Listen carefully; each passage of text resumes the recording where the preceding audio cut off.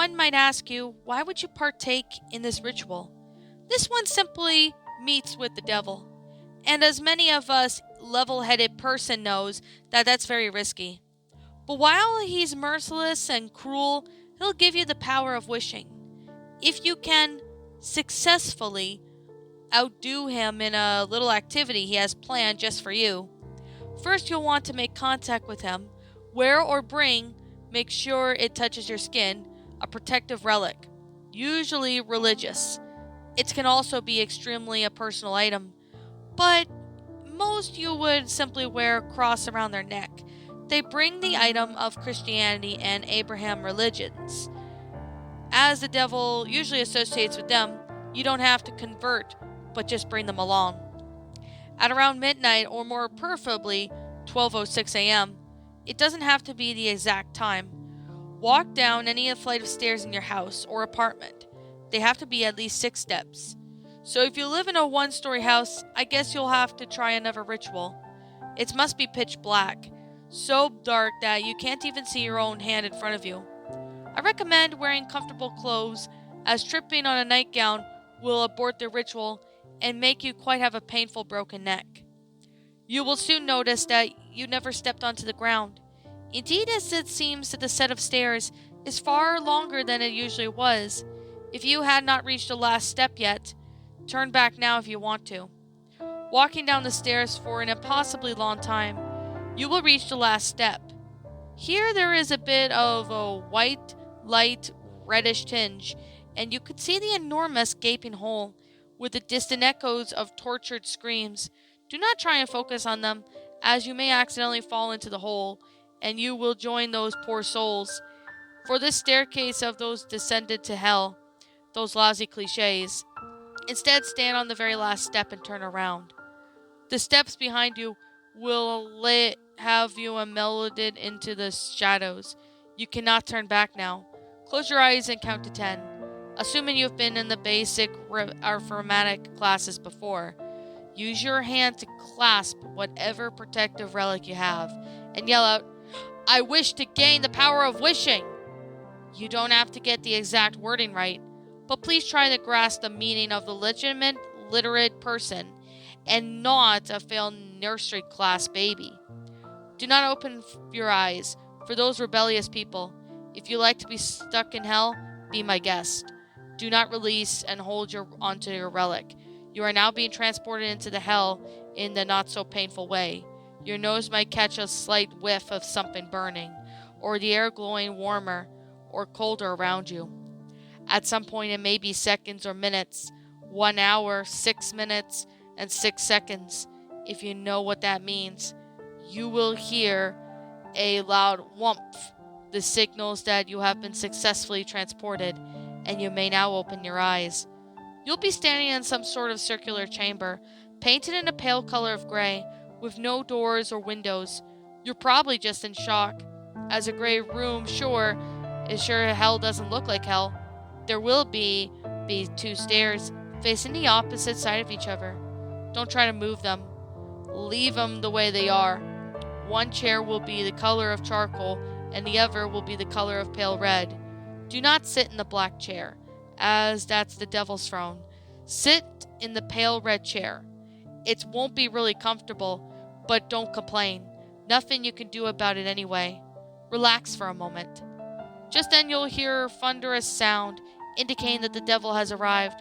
Appearing out of nowhere, he'll take on the form of the person you hate or despise the most. But his eyes will be completely white, with only a small pupil, no irises.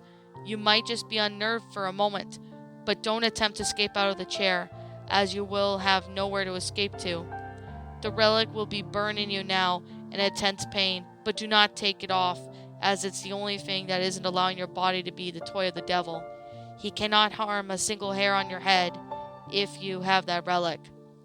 If he comes in and you're sitting in the correct chair, he will proceed to sit in the throne before you. His eyes will be swinging hungrily, probing your face, gazing into your eyes. He is surveilling in your mind to make sure your upcoming is easier for you. Do not try and think of anything. He can't get into your mind that easily. if you do that. After a minute of silence, he'll speak first. Would you like to play an easier game I set for you? You will automatically say yes, even if you do not wish to. Satisfied, he'll lean forward and give you a brief run down on the rules. This easy game the devil has made for you is just for him to fuck with your mind. He'll ask you the best time you have ever had in your life. Reply truthfully. There might be several moments, but pick one you remember with dignity. There is no point in lying. He will start asking you questions about that precious thing in your life. The questions will start off simple like, who was with you, or what award you did win. You will naturally respond with the correct answers. He will consider your responses for a moment before telling you snippets of information. How the award you won was a scam. How no one on that vacation wanted to be with you. His voice will take you on the tone of the honest and caring person. Like of a therapist, he will be feeding you the negatives now. How much money was wasted on the trip? How deep inside no one was proud of you of winning that shitty award. Some of these are lies, and some are truths. Think of them as events. Think about how very beginning you think every single detail of the trip. People that went with you. The people that applaud you. The competition you participated. Don't be influenced by his words. When he is done supplying you with those statements, he'll whisper to you what truly happened in the event. If you haven't been mind twisted by his pessimistic info, you probably will repeat the intentionally said. If not, however, the devil knows you are weak-minded. Regardless, the devil will play another game with you. In total, he will play 6. You must win at least 3 of them to receive the wish-granting ability. Mind at all of the games use the power of mind and your will to fight. The devil will now clasp both of his hands in yours. His hands will feel clammy, and you will instinctively pull away, disgusted. The gray room will immediately disappear, and you will soon be in another room with your greatest fear in life. It's like the Divergent all over again. Except this time there is no hot instructor helping you out. The room will be different for everyone, as every person has their own fears. It's maybe a person, deep water, heights, spiders, etc. What you must do now is get on your knees, remind yourself that it's not real, and that is simply a little piece of the devil inserted in your mind with. You will then be shoved into the fear, pushed off in a possibly high building. Spiders swarming all over you. Whatever, you'll feel a sense of panic, but calm down. Hold on to that relic. Do not give in to the fear. Giving in means losing. Stay calm, close your eyes, and remember to cover your eyes if you have to. While you are plummeting to your death or swatting off wasps, remember that if it isn't real, yell it out if you have to. After several agonizing moments, things will be calm, and you will be back in the gray room again. Undoubtedly, you will be distrusting the devil now. He has put you through so much stress, and you'll want to leave, but you can't. You must play 6 games, and he's starting with the 3rd one. He'll pretend to beg you for forgiveness. His voice will take on the pleading tone. You say forgive him, as that's the only way to progress. With a smile of satisfaction, he will take your hands again. This time his hands will be warm and clean, quite comfortable actually. Enjoy the touch of his hands and close your eyes. When you open them, you will be standing in the circle, surrounded by stone walls. You are, in fact, in the center of the circular maze, and your task, get out. The maze isn't too big, and there isn't enough light to navigate around. But it isn't that easy, escaping. This maze isn't some crudely hand-drawn crap. It's your mind. The devil has especially designed the maze of your mind, just for you. You will be confronted with happy moments, which will lure you into a trance and make it difficult to escape the maze, or it will reveal your darkest, deepest, guiltiest secrets. The crush that you wanted to make out with the hidden murders, etc., etc. Unlike the first game, every single one of these is true. Whatever you see in the maze and is what is in your mind has. You may not even know it yourself. If those secrets are overwhelming to you, you could shout out, "I can't get out!" However, that will count as a failure. To successfully work out the maze, concentrate, think slowly. You have all the time in the world. The guilty image is to hold clues to what directions to go to. The maze itself is pretty straightforward. If it was on the normal sheet of paper, it'd probably take around half a minute. It doesn't have to be too much overlapping paths or rewinding curves, so it'll be just simple to solve if you keep your mind in the clear. Once you've found the exit, you will, as always, be teleported back to the grey room. You're still probably woozy from the more disturbing bits that you'll never know you possessed. The devil sitting placidly in his chair. He doesn't ever want to do a thing. God damn. He will offer you a drink. It must be your favorite drink of the world. Soda, lemonade, water, smoothie. I don't know. Take any drink from him. You're probably wanting to pelt your endless questions at him. But don't. Just accept the drink and gulp it down to the last drop. Give the cup back to him. The moment it's not touching your fingers, you'll be blackout for the fourth game and is in need of a player. You will be in an arena. Your clothes are simple style, comfy, tight enough, and you have a gun and a sword and a stealth. The gun is a revolver that will never run out of bullets, although for every fire round takes 5 seconds to reload. The sword has a 3-foot-long blade and a lever handle, and you can hold it easily, even if you never took any sword fighting lessons. The arena will be a circular area with no trees, just rocks randomly scattered. The sky will be a blood red with the glowing sun concealed by the colors. And who will you be fighting? You. The opponent is just an image of yourself, dressed in the same clothes and equipped with the same weapons. Just as you know what he'll do what you'll do. Do whatever he does. The battle can be a long one and a bloody one. It ends with one of you cannot fight any longer, which it counts a loss. To win, you must defeat yourself. For people who have been trained with guns, many quickly end this standoff by simply shooting their propaganda in the head. But for those of you who are untrained, this will be an extremely painful match. There will be one way you can win. You must outsmart yourself. Do the things you've never done before, or will never do. Act the things that even surprise yourself in. By surprising yourself with your surprise to your opponent, which gives you the opportunity for the kill. Examples include stabbing yourself, stripping down to your undergarments, running around in endless circles, chanting random prayers, whatever you normally don't do. The changing part of the fight is that every advantage you have is your opponent's advantage, and that's a very disadvantage. You have your opponent's disadvantage. This is a test to see if you are completely you or not. It will take some time to win the fight. You will mostly be soaked in blood and probably trembling in what you had just done. The landscape will blur out around you, and voila, you're back in the gray room. If you had won the last game so far, you have a slim chance of winning the next two. If not, you still have to play the 5th and 6th, but you might as well give up on them. The devil's pupils will now have been enlarged, and you could see your reflection if you lean in close enough.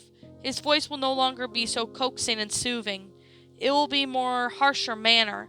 As the end of the games are coming, he might not get a second chance for you to take off the relic again. What you must do now is reach across the grasp by the devil by his arm. He'll be expecting that movement while nodding his head twice.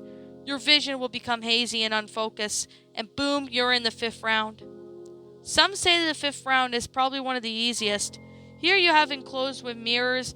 As a guess, those aren't regular mirrors. Depending on how many people you know, each mirror knows of the same person who thinks of you.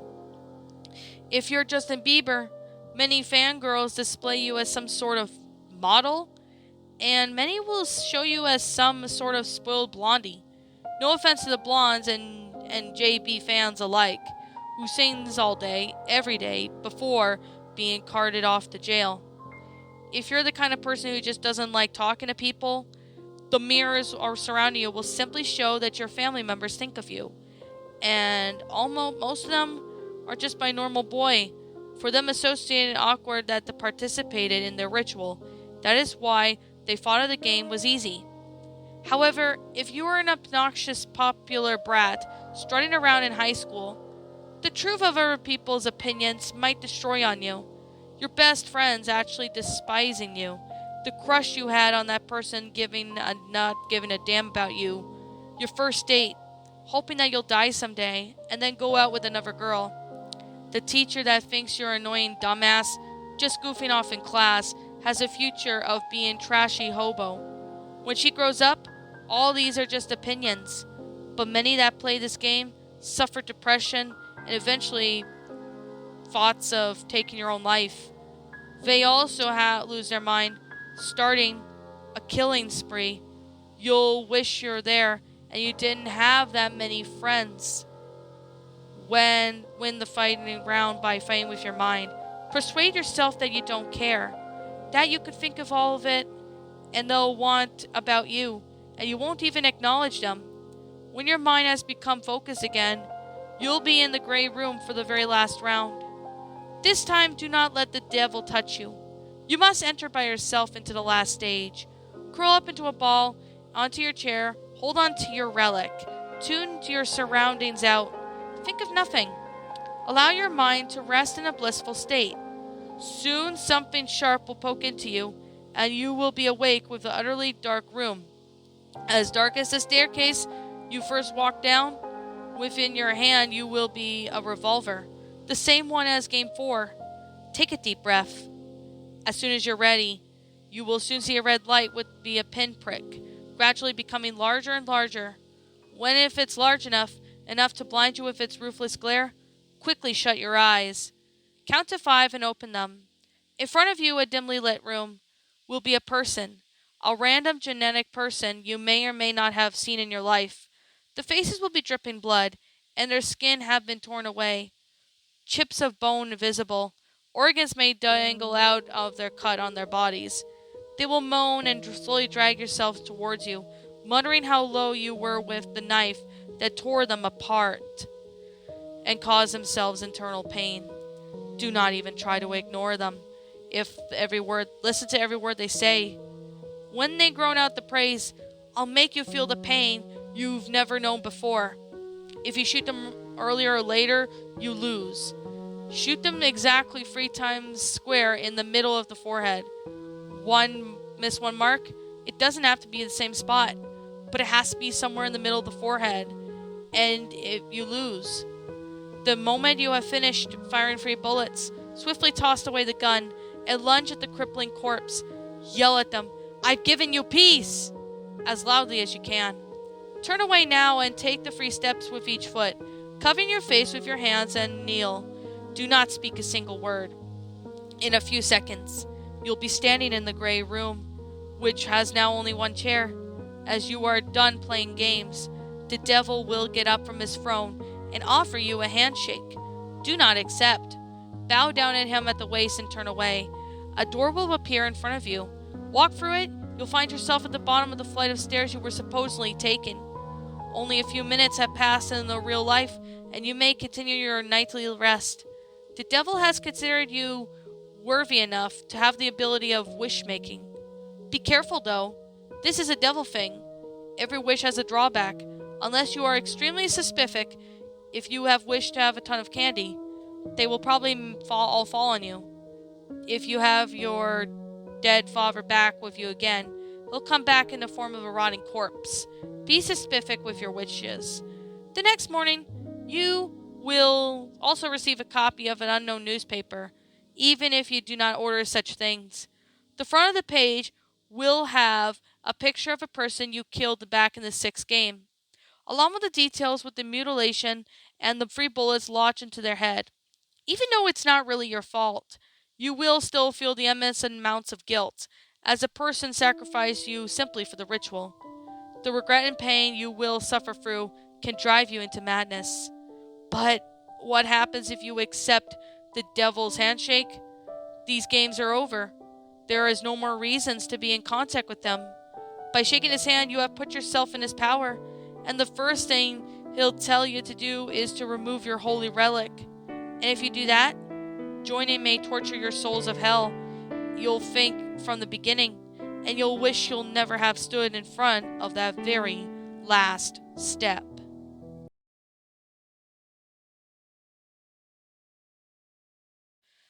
And that, my pretties, was, well, the very last step. A creepypasta written by RisingFusion. My final thoughts on this story? Well, this was honestly a pretty interesting demon creepypasta.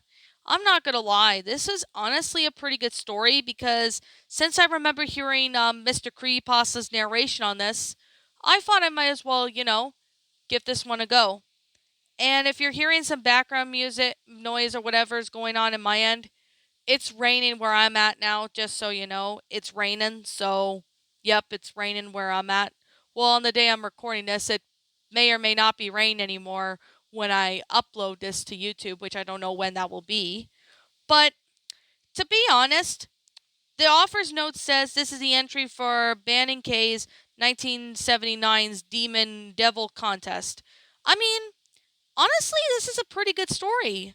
I personally really like it. I mean, I'm a Christian myself. I'm not a Satanist or anything like that. I don't worship anything with Satan, but honestly, being a Christian, I do know that there is, always Christianity and within people. I mean, it depends on what everyone's beliefs are. I mean, agnostic, Buddhist, whatever people's religion is. Like, I mean, hell, I don't have an issue with people who come to my channel and they're, agnostic or whatever, because that's, if they believe in whatever, that's their choice on what their beliefs are.